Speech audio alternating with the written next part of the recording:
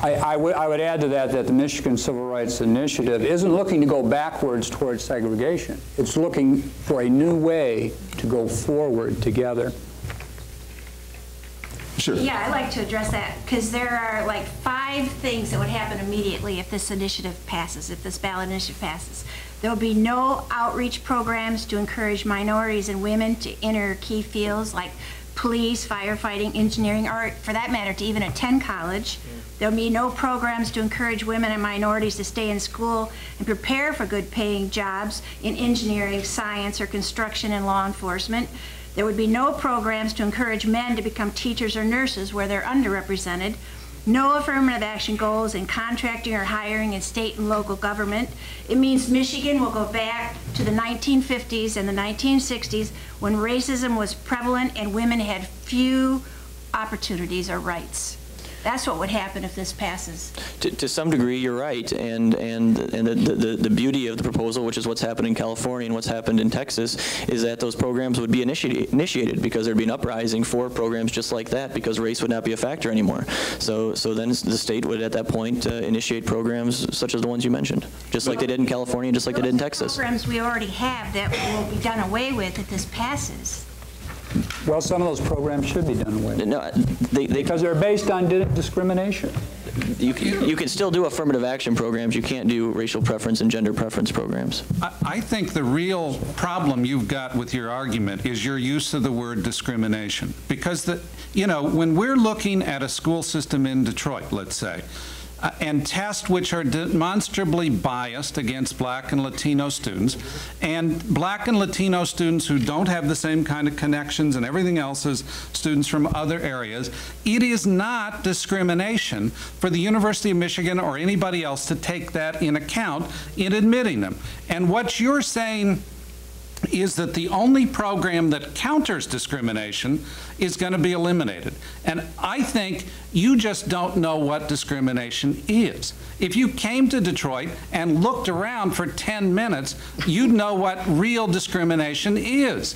And to sit up here and say, well, we're against discrimination, and because we're against discrimination, we're going to get rid of all Black students and Latino students, which is the result. That is the result. No, it is not the result. Excuse me one second. Okay, let me tell you your figures. At UC Berkeley in the first year law school, after Proposition 209, there was 1 Black law student. At UCLA, with 4,000 students in the freshman class, there were 24 Black males who were not scholarship athletes. That is segregation, that is de facto segregation, and that's what the University of Michigan would be. And it does not, those figures that Mr. Connolly has about California, they're crooked figures. They're crooked in 2 ways. First of all, they don't take account of the fact that from all of the top universities in the state, Blacks and Latinos are excluded.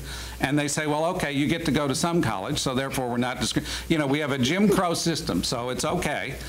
And second of all, they're crooked because they don't recognize that in California, it's a majority minority state among the population as a whole. It's 50% Black or Latino, more than that.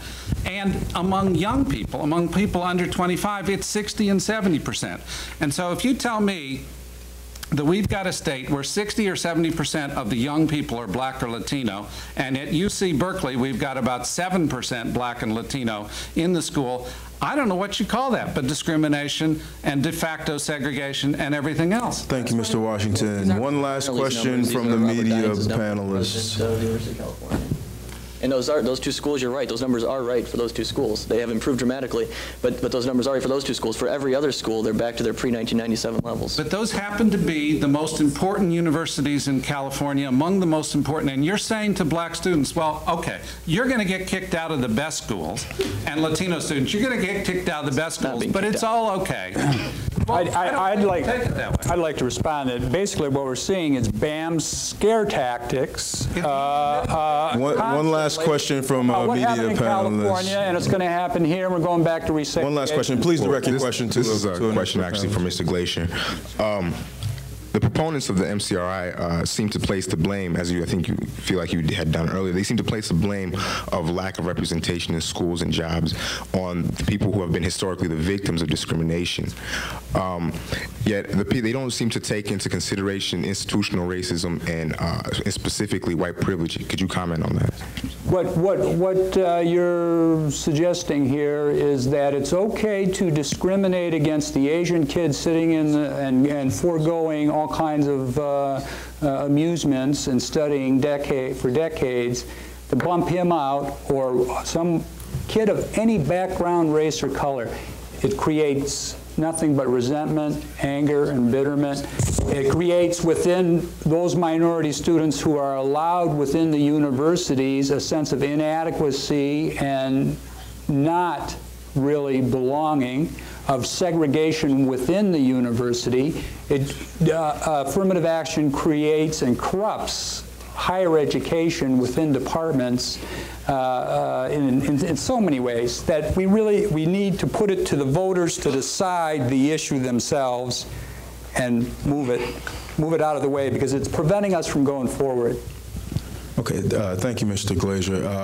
We're going to move the discussion to comments and questions from the community at large. And before we even get to that, I want to make an announcement quickly. Patty Caudill is also one of the sponsors of this evening's event from the Equal Opportunity Department. As well as Mr. Armand Robinson. Had to recognize our sponsors.